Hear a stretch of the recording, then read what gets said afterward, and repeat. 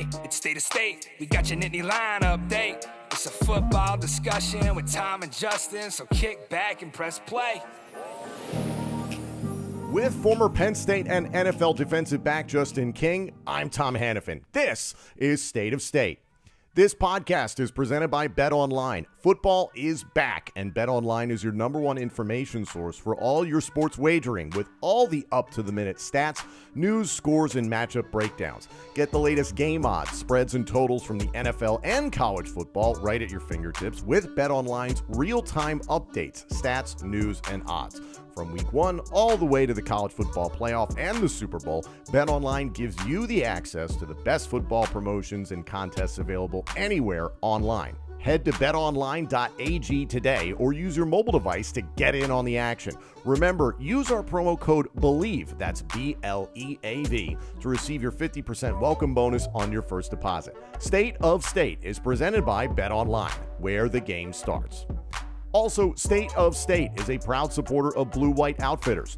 Blue White Outfitters was created as a retail shop meant to highlight the confidence, competitiveness, and fearlessness of the elite athletes found throughout the history of Penn State University. Check out the latest Lockdown U and Lawn Boys merchandise now. All sales from Blue White Outfitters directly benefit Penn State student athletes. Visit www.bluewhiteoutfitters.com today. And if you're looking for the perfect beer for Penn State football season, we've got you covered with the State IPA. Special thanks to our friends at Funk Brewing for creating the best tailgate and game day beer for Nittany Lion fans. State IPA is available now at beer distributors, grocery stores, Funk's tap rooms, plus select bars and restaurants. Visit www.funkbrewing.com/beers/state-IPA to learn where and how you can get State IPA. Check out the link in the description of this podcast for more information. Must be 21 years or older to purchase. Please drink responsibly. Number 7, Penn State wins its first road and Big Ten game of the season at Illinois by a score of 30-13. However, Justin, for about 3 quarters of play, this looked like a Penn State offense out of rhythm and a defense that was reliant on 5 turnovers to slow up the Illinois offense. Despite the win, do you have any level of concern coming out of this? Concern might be a little premature, but you would love to see them hit on a little bit more cylinders at the start of the game. Starting the game, the first away game in the Big Ten at 11 a.m. is always a little tricky, especially when Illinois is up. So there's actually some context to the atmosphere that's going on. But the one thing that you take from it is how they won, right? Like I do agree, it was choppy at the beginning. I think still pretty efficient in the run game with Catron averaging 5 yards a carry. And still with the margin of victory. But at the end of the day, causing turnovers and creating turnovers is one of the keys to victory in all games. So to be able to do that and not be in one of the spots that they were lacking the past 2 weeks, I think is another check in the box. But we can't be ignorant to the fact of things looked a little choppy at the beginning of the game. Choppy is a good way to describe it. That first half was choppy, period. I believe it was 13-7 at the half, and it just didn't feel like Penn State came out firing on all cylinders, and you and I were texting about it a little bit. How much is that 11 a.m. Central start time, throwing a wrench into your prep, and you've lived that? No, seriously, it really does. That's like wake-up calls at 6:30 in the morning, even though you're excited about a game. It's still just your body clock looking at it a little different. You're getting to the stadium at like 9 o'clock. Probably earlier than that, like maybe 8:15, you're getting to the stadium. And it's just a little different. You're not at home. And especially when they're having their orange out or whatever their event is, their fans are excited. But to come out and, they play with a lot of energy. So when I'm saying all that is you have to weather the storm of the other team, especially from that home field advantage. But it is sometimes difficult. We talk about the 0-5 W against Northwestern. That was a team that wasn't nearly as talented as us. But the way we came out at 11 o'clock start, same thing. They got onto a nice jump. And it just keeps the game competitive because in Big Ten play, you have to find different ways to win. And again, we talk about the choppiness on offense. It just wasn't as explosive as the past weeks. And with that being said, creating the turnovers, that is another check in the box of a good football team when you can find other ways to win, and creating turnovers is one of those key metrics. It was interesting, Justin. I mean, we had the conversation with Todd Blackledge a few days ago here on State of State, and he was saying, "Hey, it's difficult to win on the road." And it's one thing to say that, and it's another thing to then go out and do it. And this was a perfect example of that. It's very difficult, and you have a quarterback who's starting his third game, and it's his first start in a road game. So there's something to be said about that. I want to start with the turnovers that you mentioned because in the first half, it was like the feeling I had as a viewer was, thank God they got a turnover because it felt like Illinois was moving the ball quite well, running the ball decently. Altmaier was inaccurate, but he was just hitting. Receivers were getting separation there in that first half. So it didn't feel like lockdown U really until the third quarter, and you get that a third and fourth interception, really 5 total turnovers. Now it's like, okay, they have really got this guy locked up, and you saw it from a lot of different guys. What do you accredit that to in the first half? Was it something Illinois was doing? Was it something Penn State wasn't doing? What did you see? Well, when I mentioned weather in the storm, a lot of times we talk about an emotional game of football and just the physicality of it. That does lend well to the home team, and especially situations like this. But when we talk about even just personnel and evaluating players and talk about defensive backs, one of the key things you want to look for are uh, possession creators, right? Guys that turn the ball over and get you extra shots with the ball in your hands, and especially with the sped up clock and things of that nature. I think it came into effect today. Daquan Hardy's first game back, he immediately makes a play. Abdul Carter, he's getting on the stat sheet from that standpoint. DeLuca has a nice forced fumble. So like playing in those areas in opportunistic defense, that's what you want, and that's the hard thing to accomplish in football. I mean, obviously people like the Illinois team, they're on scholarship as well, so like moving the ball and making plays, that comes with the territory. But can you make plays and flip the field and create turnovers is always the hard piece of football, and that separates the good teams from the elite teams. So to be able to do that when things aren't clicking is has been a promising thing, I think, for this Penn State football team, where we have it where there's like, I don't like how that run game looks, but hey, that pass game looks well. Okay, I don't like how the pass game looks, but hey, we're not running it well. I don't know how the run defense looks, but these other things are balancing out, and it's not nothing is falling flat from across the standpoint, whether it's the run game, defense, or just different categories of the football team all at once. But they've had a strong enough showing in each one to essentially dominate or take over the theme of the game. And I think today would be turnovers. Turnovers, absolutely the story of this, and the defense leading the way and helping Penn State secure this win. You mentioned Daquan Hardy back in the lineup. Penn State was pretty transparent about naming some players that were available and unavailable going into this game, which, as you well know, is uncommon from James Franklin. But Alonzo Ford and Smith Vilbert, earlier this season, we've known they've been out for the season with an injury. Landon Tengwall is on that list, so those guys were not surprises. But Penn State did have back the aforementioned Daquan Hardy, Keziah Zard, and defensive end Amin Vanover. So those three certainly stepped up. Malik Mega was unavailable for this game, and Trey Wallace was listed as questionable coming into the game. I don't believe I saw him at all. So that answers that question. But those three that I mentioned defensively, Hardy, Vanover, and Izard, appeared to make a significant difference to me, at least, that first half, yeah. I mean, was it breathtaking outside of the turnovers? No. But when they finally got things organized there in the second half, Vanover, I thought, contributed to the pass rush, and they certainly made things difficult for Altmaier in that respect. The defensive line, porous, leaky, as you said, in the first half, shored things up in the second half. Daquan Hardy, you have talked about him at length, that the ability to get off the field on third down and then create a turnover, he is instrumental for this defense to have success. Were those three a big boost in your mind, or was it just a matter of like, hey, they had to kind of shake the cobwebs in the first and then they got organized in the second? Yeah, when you attribute, like, again, to talent that fills in certain gaps. I mean, we haven't seen any turnovers, and then Daquan comes back in his first game and he gets some turnovers. We see the quarterback run around the backfield just from different pressures, and because I is are being in there and moving around from that standpoint as well. So I guess what I'm saying is, like, when you have a game of matchups and you have some better players that match up against the other team, they tend to make plays, and that's what we saw today. And I mean, again, we can't think enough of it when we think about the turnovers and like Daquan starting it off and getting off the field and third down and just keeping the game, I want to say, within striking distance, but not letting it get away from us. I mean, because we were punting it a little bit more than we have been the past couple of weeks. And so I mean, just looking at how many people have tackles, it's a completely different show than it has been. So like even Illinois being able to be on the field uh, for longer drives and have a little bit more success up and down the field, I think it just shows the significance of turning the ball over. I'm not going to harp on that because that's a very hard thing to do in the game of football, and especially when your offense isn't clicking the way that they have been the previous weeks, because then there's a level of pressure on you to perform and give them another shot at it, and that's what they did today. 26 players recorded a tackle for the record for Penn State, and that's between defense and special teams. So activity from a lot of Yeah. defenses. I will get back to the defense, but I think that the biggest headlines, obviously, the turnovers from the defense, and then offensively.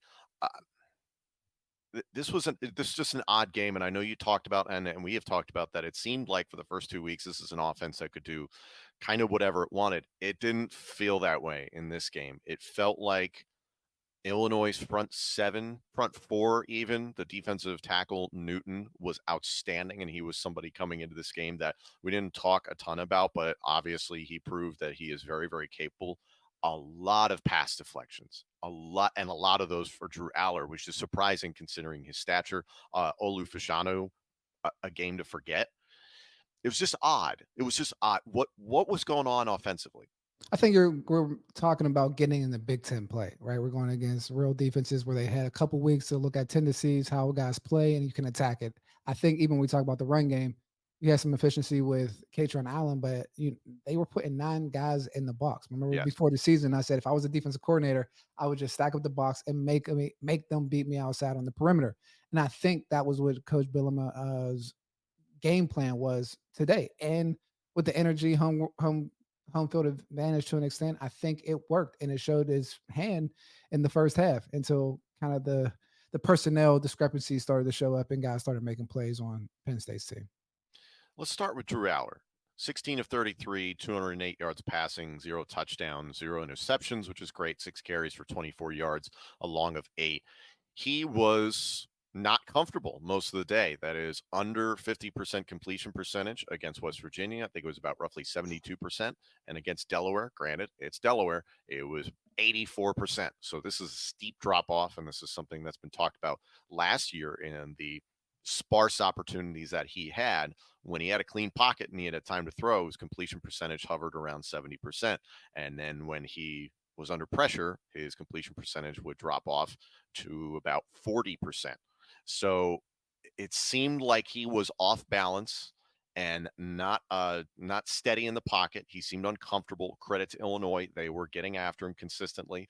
He was making some odd decisions with the ball that we haven't seen the first few weeks, and that there were a couple times I saw him tuck it and run that I was like, that I don't know if I feel all that comfortable with that as a fan. I'm like, hey man, just be careful there.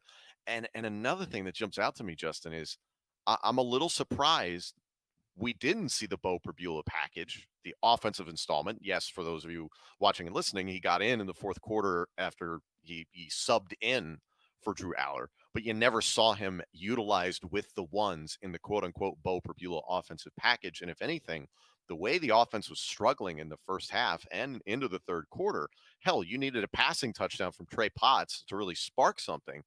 I'm a little surprised you didn't see Bo utilized there. Were you? Not really, because I mean, Bo's package would probably be more leaned on the run, RPOs, draws, different things of that nature, moving the quarterback around, and the way that they were playing against the run all day, it wouldn't seem like that would be my initial um, option to go to. I mean, to combat what was going on, because I mean, like you say, we talk about Drew Aller. He had a pretty pedestrian day. The one thing I do like, even in a pedestrian or a off type of day, is again not causing turnovers. So the fact that he didn't have any touchdowns or interceptions kind of evens the playing field out a little bit for me and my brain, because there were some moments today where he started to run. I was like, oh, he would have threw that away, or he would have found an open receiver. And I would have to say credit to Illinois as well. They've had 2 games to prepare for these guys and like kind of the different tendencies. So even changing it up from running plays and really committing to stopping the run. And just now we have to figure out, like, okay, let's not get any balls batted down at the line of scrimmage, because I don't know if that's something that they've seen on film of how he releases the ball or where he typically throws later into the downs. They did a good job getting pressure on him. And again, with that being said, no interceptions is a saving grace. And with Katron Allen, I mean, 4 yards a carry. Nick Singleton with 3 yards a carry. The running game wasn't opening up enough on the back end from the passing standpoint. I know he went to who did he go to a little bit on the receiving end. Got to Nick. I mean, I got to yeah, Nick he Singleton got quite to a Nick bit. a little bit, but like you said, it took a pitch pass to get into the end zone. So I mean, I think that just goes to show that they were trying to commit it. I mean, Illinois was committed to stopping the run, and we just have to figure out a way to move the ball outside of that. I understand Drew Allar was a 5-star recruit, number one quarterback recruit in the nation when he came to Penn State. But one of the few concerns that people have reported about him since his days in high school in Ohio is that his footwork isn't perfect, needs work, something to be improved upon. And it's something James Franklin and the staff have talked about the entire time that he's been at Penn State. Not harped on it, but that it's like, hey, this is something that will need work over time. There appear to be so many instances where he threw off platform. And some of that was created by Illinois. Some of that was created by their pass rush. Some of it was created by their pass coverage. And, you hear the term coverage sack. It just made it seem like he had happy feet sometimes. He was throwing off platform, and he has that arm talent that we always talk about, that he can throw in unconventional ways, and his arm is strong enough and he can get the ball there. But that led to more inaccurate throws than we've seen from him. And I come back to the root of a lot of this stuff. Uh, my worry is the offensive line, because the running game was not as potent as we've seen, and the pass protection, while he didn't get hammered necessarily in this game, he was consistently uncomfortable, and it does worry you for other Big Ten teams because, oh, by the way, next week, Iowa, one of the best defenses in the country, comes to Beaver Stadium for a night game on CBS. And now I'm worried. What do you think? I mean, just looking at the game, they still come out 30-13. I mean, not worried because again, they've shown it's almost like it's been three different teams that we've seen. We haven't seen all cylinders hit at the same time. So with that being said, there's like still a hope in my heart where it's like, all right, all these things are going to line up, and it's still getting the mesh points together with the offense, whether it's like, okay, we got a defense that's committing the 9 in the box, like how are we going to attack this? And I think at the beginning of this game, they were on their heels a little bit, right? Like Illinois was bringing the attack to them and all those good things. But again, to be able to have that ability to create turnovers the way they did today, not to say levels out all the different words, because I think the offensive line was something to definitely be concerned about, especially when he was taking any type of dropbacks, like you said, just uncomfortable back there. And it will be interesting to see against Iowa next week. But at the same time, I feel like it was a completely different game plan than they came out against West Virginia or even Delaware, just based on the defense that Illinois presented to those guys. But like again, getting into that Big Ten play, it's just going to. Now we're getting into the chess matches a little bit more equal personnel and matchups. And with that being said, I mean, you would hope to see them spread the field out some more and then put some of the onus on the receivers. We had some drops by Malik McClain a little early in the game that could have been costly first downs, and creating separation because you have to be able to one-on-one on the outside, regardless if they're putting 8 or 9 people in the box. You have to be able to win on the perimeter, and I don't know if they did that well enough today. So that's one area that I would hope that picks up. And I don't want to be all doom and gloom. I know it can tend to be that way, but it's looking at this game. Joel Klatt hit it perfectly during the broadcast. Just every once in a while, he'd be mentioning Penn State fans are looking at this game against Illinois, win or lose, through the lens of how will we match up against Ohio State on October 21st and against Michigan on November 11th. And it just worries me. It just worries me because there were gaps in the secondary in the first half that you're like, man, that's something Ohio State would feast on. And there were elements in terms of the way Penn State's offensive line was just not getting a push for the bulk of the first 3 quarters. That's going to be a real challenge against Michigan if you can't do that, if you can't run the football. So there's elements that need some work. I completely agree. I don't know if Michigan or Ohio State would commit to 8 or 9 people in the box every single time, just based on how they play. It's like, look, they just have a different mentality in terms of personnel setup, and it's like, all right, we don't need to put 8 or 9 in the box, so just going to make them whether it's in the run game, beat the uncovered man, or if it's in the pass game, beat your receiver, beat their DBs one-on-one, vice versa. I think Illinois came out with a nice game plan and Penn State figured it out as the game went on. But with that being said, this team is still formulated. We named it 3 pretty impact players that this was their first time getting some run, and they made plays and made an impact. So as that continues to flow, I don't even know if I'm ready to commit to problem areas besides just, to be honest with you, just more spacing or just creating more separation from the receivers to give Drew some chances to make throws. And obviously, he has to get the ball getting batted down at the line of scrimmage taken care of. But Yeah, and yeah, and it on the ones where they were batted down, it didn't look like he was necessarily trying to sidearm it. I give a lot of credit to this Illinois defensive line. That's a very well coached defensive line because, as you well know, that's all about timing. And if the guy is 6'7", 6'8", yeah, you might not get to that ball. But Drew is a big guy, and it wasn't that he was side arming the ball or anything. They were just timing it very, very well. And like I said, it was a tough day for Olu. That was one of the tougher days that he's experienced. They got in JB Nelson's face. They got into Sal Wormley and Caden Wallace. Like, nobody was really without blame in some respect for this offensive line. I do want to come back to what you said about the wide receivers, lack of separation through most of this game. However, one bright spot that I do want to point out, that there were bright spots. Yes, they won the game. But like, I do want to point out, Tyler Warren, 3 catches for 35 yards and a touchdown. Now, that's tied for the most receptions on the team with Keandre Lambert-Smith. He had 3 for 23. Singleton had 3 for 49. And again, you saw a variety of guys get involved in the passing game. But for me, Tyler Warren sneakily was your most open receiver this entire game, not because of the number of targets or receptions he had, but just about every single time I looked up, he was open.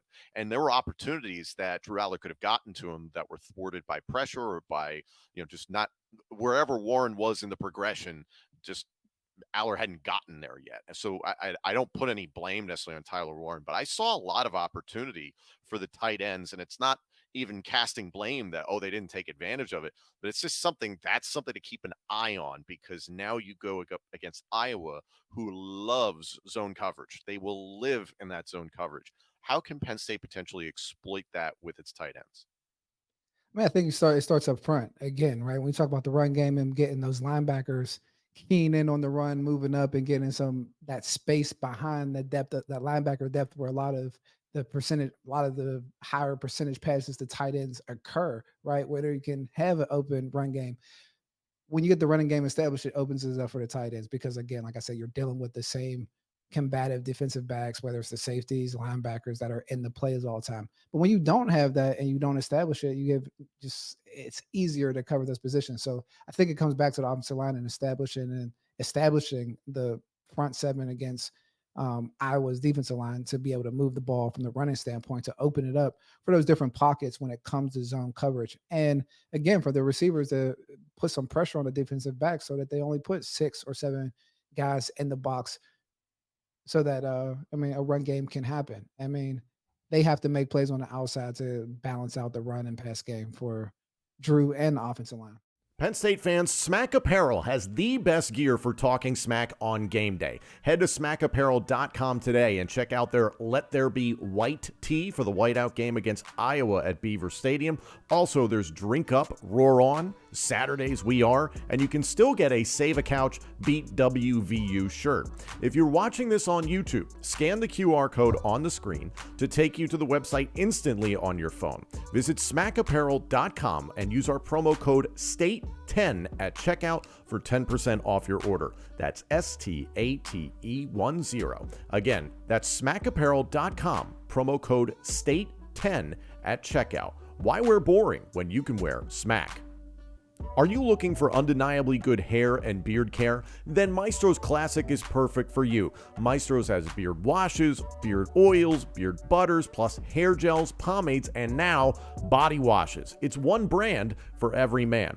Visit maestrosclassic.com. That's MAESTROS classic.com and use our promo code STATE20. That's STATE20 at checkout for 20% off your order. Maestro's Classic, crafting a better you. 9 receivers caught a pass. That's been pretty consistent. It was 9, 10, and 9 between the West Virginia, Delaware, and now Illinois game, respectively, in terms of receivers that were incorporated and caught passes for this offense. So again, you continue to see the diversity, which is great. Something that did work for this passing game was getting to the perimeter with the running backs. Stuff out of the backfield to Singleton worked a variety of times. Why do you think that took Penn State a little while to be like, hey, we should go to this a little bit more often? And why do you think it worked? I mean, I think it worked because when you're keying in on it, like again, a group of running backs or the long boys from a running game standpoint, getting running backs and linebackers out on the perimeter typically lends well to an explosive running back like not Cage Ron, but like Nick Singleton. And so sometimes it takes time to see where those different openings are to release your back out of the backfield, because we talked about it earlier.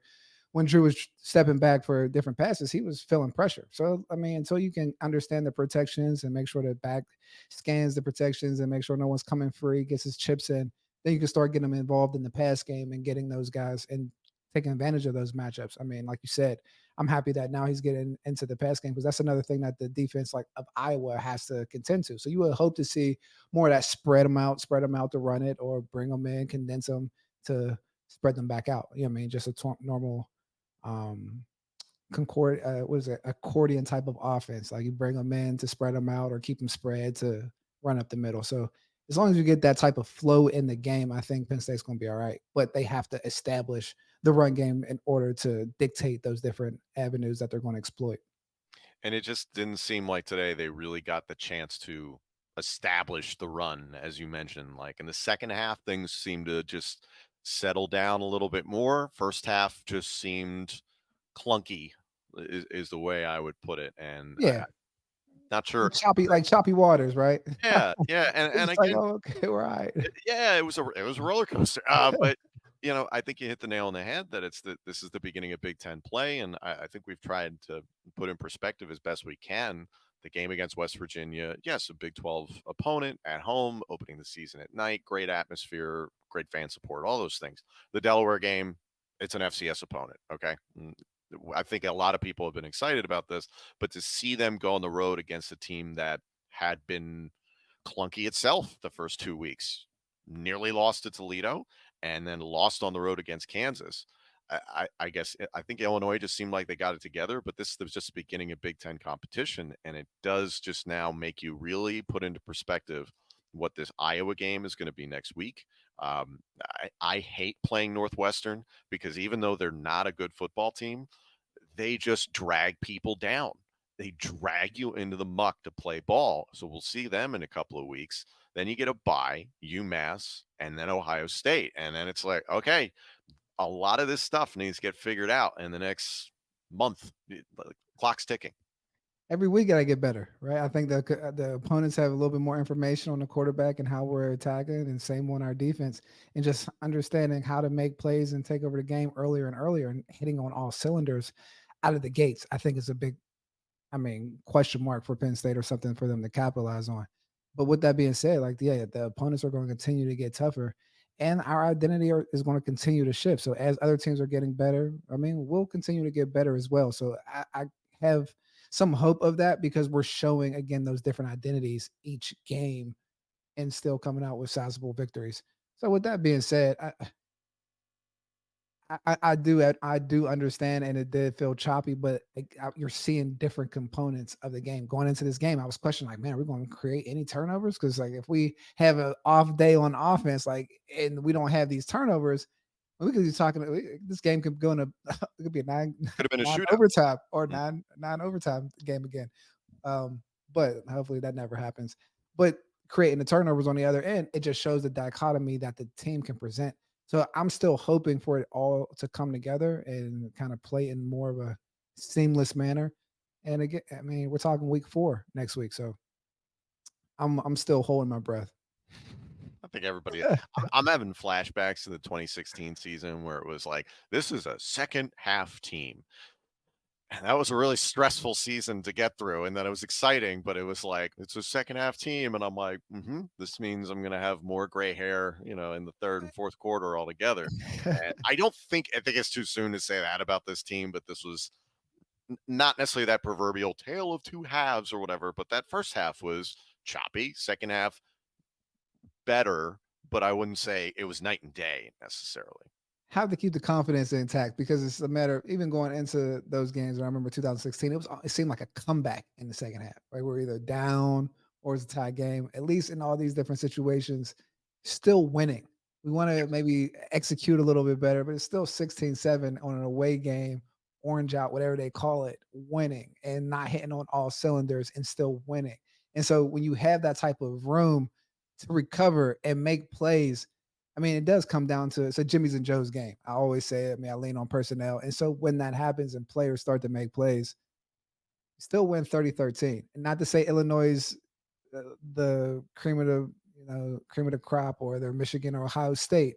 But with that being said, like you said, they haven't played well on some away games, but this was their first home game, big crowd and getting things rolling. So giving them credit as well as a Big Ten team that's well coached and had a good game plan in the first half. So like kudos to our guys coming out and figuring out how to make plays when things aren't going your way to still continue to win the game, because that is a more telling sign to me than coming out and being completely smooth and running these guys over, never really being battle tested. That's what I'm looking at this team from a standpoint. Maybe that's what you're comparing to 2016 of like seeing like, okay, these guys were battle tested, get to the Big Ten championship and come back. And every time a game's close, we feel like we're going to win it out. Mm-hmm. These games really haven't been close. It just, we haven't been exactly happy with the execution level. But so with that being said, it should be interesting to see what it looks like next week, but I think there's definitely room to improve. But that makes me feel good about the type of victory it is. If you're a Penn State fan, are you wrong to have an expectation for this team to be blowing people out at this point in the season?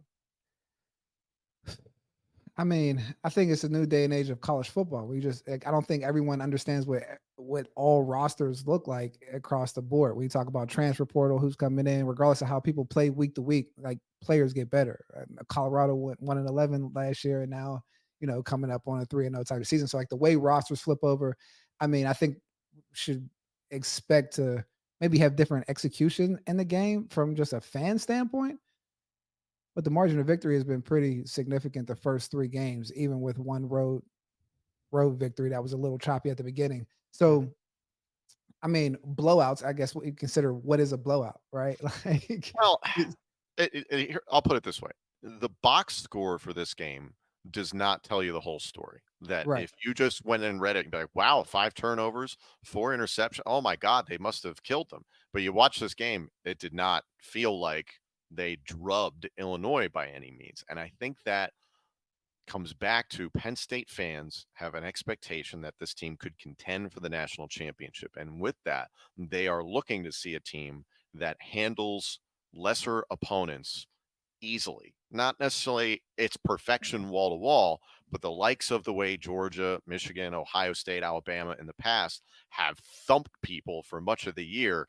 And yes, they have their challenging games in conference and the occasional non-con against, top flight competition. But for the most part, you see a team handle the business the way they're supposed to if they're going to play at that level.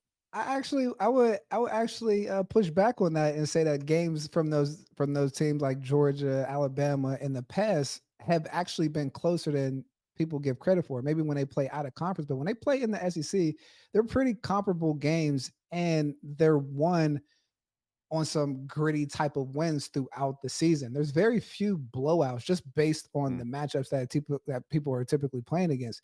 I mean, we might see some blowouts from Ohio State maybe in the past, but in the more recent times of college football, there's been a little bit more parity amongst teams. So like even it's again looking at the advanced level of the game, like you said, outside of just the score, outside of the box score, or just even watching it, the way they won, it's definitely it's a different way of winning football. Like the one thing I learned, whether it was at the XFL, working in front office and different things of that nature, there's more than one way to skin a cat, right? Like the Baltimore Ravens won with Trent Dilfer and a great defense, and then we can have the Kansas City Chiefs with the high flying Patrick Mahomes and all that stuff, and we can go the same thing with college. We have the Alabama teams, and then you have like the Clemson teams, and those teams are always, I guess, somewhat explosive, but all those Alabama teams weren't always crazy explosive. Like you couldn't Sure. really score on them, right? Like they had always had question marks at quarterback and different things in that realm. And so we just have again, it gets back to now the identity of what this team is and what the identity of the Penn State expectation or the Penn State fans' expectation of the team is. Because I think when you think about a top tier quarterback and two running backs and elite defense, you do expect it to look maybe a little bit more explosive. But to me, the fundamental aspect of the game of football, like this type of game travels as long as we get the run game solidified and other things moving forward. Run game, the offensive line, and getting those things solidified, what they've shown they can do to be able to win those gritty, punch them in the mouth type games on the road. That makes me feel more comfortable as a football fan because we know that they have the weapons to be explosive. Like, That's fair. you know what I'm saying? Like, so like knowing that that is actually there now, it's just a matter of it's just kind of tinkering the ingredients. Like we have the ingredients. It's like scary when you don't have the ingredients. Like I'm trying to make pizza Right, and I don't right. have dough, right? But like I have all this stuff. Now let's just make sure we get the rations right before the customers come. The defense, I would give all the credit possible to the way that they created turnovers. They did a very good job. It was, we've had Johnny Dixon on the show. He walked away with a pick and he said, when you're better than people, you just play. And it was a lot of man coverage picks, not a ton of deception. There was pressure at the right times. Abdul Carter was in the right place at the right time for his pick.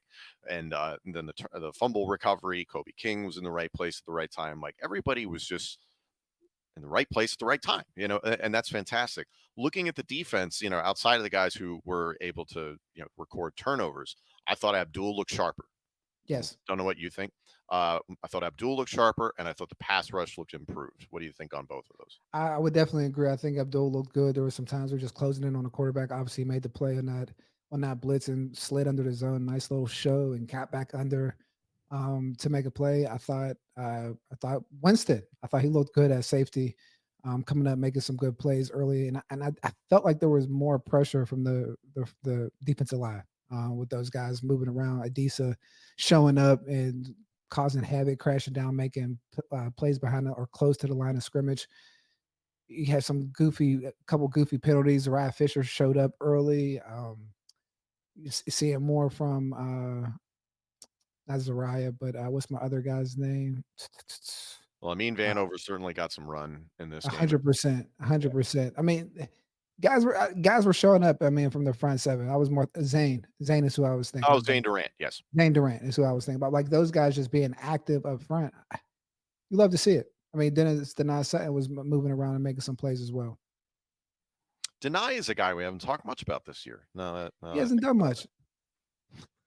That's what we talk about. Do you think it's because he flashed a lot and towards the back end of last season in a lot of mop-up duty games, so it looked like maybe that's inflated because of the competition he was against at the point in those games. And we talked about it. He was a true freshman last year, so he's still figuring things out. He was recovering from an injury coming to Penn State. So there's something to be said about his timeline being backed up compared to some of the other guys. But I think you and I were expecting a leap from him, and it just hasn't happened yet. It's not, doom and gloom or anything like that. It's just, when's his moment going to come? No, I think that we talk about pass rushing and sacks in college football. It just has to be tempered a little bit just from the time that the typical play runs. I think the balls out of, average in the Big Ten or across college football is like under 2.5 seconds from play count, from hut to ball out of the quarterback's hands.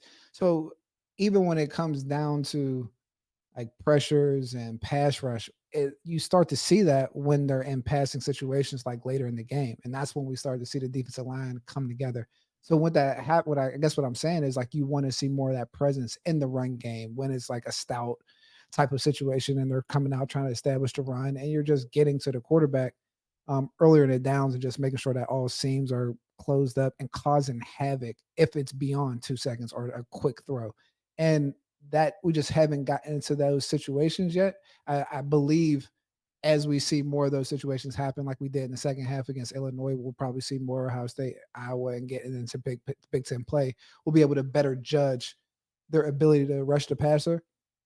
But right now, I think the key is to shore up that run game before we start seeing these heavy run teams that have a full identity committed to punching you in the mouth.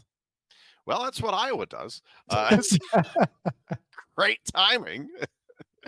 No, and that's why, that's why I said before, my level of concern for the Iowa game is a little higher after this game than it was going into it. And part of that is respecting how Iowa has played this year. This is not the same team last year where their most valuable weapon was a punter. They have taken some steps to be incrementally better on offense. I think Cade McNamara, quarterback, the transfer from Michigan, helps them dramatically. They like to run a run-heavy offense with play-action pass. And then defensively, we know what Kirk Ferentz rolls out there. This is, and it was something Joel Klatt talked about during the broadcast. They consistently run zone coverage, and they will clog the middle, and they will make your life very, very difficult to run the football. My hope is that Drew Allar takes the experience that he had today against Illinois, very talented front forward appeared, or at least they had a lot of success against Penn State's offensive line, is that Drew Allar takes this experience against Illinois and goes into the Iowa game and gets the ball out faster, hopefully because there are more opportunities within a zone defense to get his guys open, for there to be a little bit more separation. I'm hoping to see more out of Keandre Lambert-Smith, and that he just didn't have the same pop that he had the first 2 weeks. No Trey Wallace, I think, was noticeable. I think we underestimate how valuable Trey Wallace is to this offense, and that I use the term possession receiver, and maybe you can articulate that a little bit better. He might not be the game breaker, but he is the game mover, if that makes any sense. No, 100%. When you come down third down and you have to have a 7, 8 yard catch, or if you need that 12 to 14 yard intermediate route, having a guy that can run exquisite routes and is a sure catch when you throw him the ball is essential. I mean, we've seen it in the past where like Deshaun Hamilton, this comes to my mind as someone that's like an elite possession receiver. It's like you're going to throw him the ball, he's going to catch it, and he's going to make a play. He probably made a little bit more explosive plays at Penn State, but as a possession receiver, like that was his makeup. And you start to rely on those guys. I mean, Jahan is kind of a best of both worlds where he can take it over the top, but he also has the ability to make the right possession catches and make the catches, right? Like when Very you throw it short-handed. to him. Absolutely. So you would, yeah, yes, it's something when it's like the nickel position where you miss that position when they're not in, and when they are, sometimes you take it for granted. So that's a great call on missing Trey Wallace this past week. Yeah, hopefully he was questionable again for this game. Hopefully he's good to go for Iowa. I think that would be valuable. I'd like to see the tight ends get a little bit more exposure, some more opportunities. And again, I really don't put that necessarily on Mike Yurcich. It's clear that he's trying to get these guys involved in the game. And it's one thing to go out there with a predetermined destination for the football. And the thing I love about this game more than anything, and you hit on it earlier, is that Drew Allar wasn't forcing passes. Yes, there were times he was inaccurate, but it was a situation of my guy's getting it or nobody's getting it. And a lot of times it was nobody's getting it. And that's, that you don't want to see that. But at least Drew Allar protected the football. And that's something that you Penn State fans can thank Sean Clifford for, is that education of take care of the ball, because when things are not going great offensively, the last freaking thing you need is a turnover. And Drew Allar didn't allow that to happen. I'd like to see him set his feet more. I'd like to see him get rid of the ball quicker and not take off and run. No disrespect to his athletic ability. It just it just makes you kind of panic for a second. You're like, I know, it makes you hold your breath, and you're like, it's one injury away, and it's not saying that Bo Prabula is a bad quarterback by any means, but it's just, okay, like, this is the guy, and you don't want to see anything bad happen. So it's just like, all right, let's protect the guy. And honestly, I think there's a lot of positives that Allar can take away from this. And again, you've said it many times, is that at the end of the day, they won this game. They won their first road game of the season. They won their first Big Ten game of the season. Now projecting to the Iowa game, and we'll cover that more this week. What do you feel strongly about for Penn State heading into this home matchup against the Hawkeyes? I like that today was a little bit of a battle-tested win. I think that goes – it's probably taken lightly in football, is just the confidence in winning, regardless of how you win. When you know that you can win different ways, the confidence that then clicks in, almost like when you're training a dog, like that good that good reinforcement is that like, hey, we win though. Like so, like we're going to find a way to win. So having that, I think today's game opening up in the Big Ten with Illinois, the way they played them against defense, played their defense against them, leads well going into Iowa because I was going to play, like you said, a little similar, probably a little more zone coverages on the back end, but I think it gets them to wake up a little bit like, hey, we can't just do anything we want against the offense. Hey, offensive line, you better, bring your lunch pail, eat your 3 square meals a day this week and understand who we're attacking, how we're attacking it. Because, I mean, Iowa can have different outcomes. Obviously, we're at home, whiteout, home crowd advantage does different things to opponents. But there's areas that we can focus in on and get better at. And you continue to tell the defense, hey, keep making those turnovers because once things start clicking and you create 5 or 6 more turnovers, I mean, games like this can get out of hand really quick if you start hitting on all cylinders on the offense. So again, the fundamentals and the keys to victory, they are actually hitting. But you just want to make sure that they're doing it consistently across all the keys to victory. So that's what you would want to see. I mean, it's very clear areas of improvement that need to be made. And next week, obviously, the offensive line, run game, and still stopping the run on defense is critical. But and getting these tight ends involved and opening up that defense a little bit. A lot of work to be done. Thank you all so much for tuning in. Like, comment, subscribe, rate us. We appreciate you guys so much. And now we're looking forward to Penn State versus Iowa. We'll have the full preview episode in a few days for you. Thank you all so much for joining us. This episode and our entire library of shows is available now on YouTube, Apple Podcasts, Spotify, Google Podcasts, TuneIn, and wherever else you get your podcasts. And of course, let us know what you think of the show on Twitter @TheKing1 and @TomHannafin. State of State is presented by Bet Online.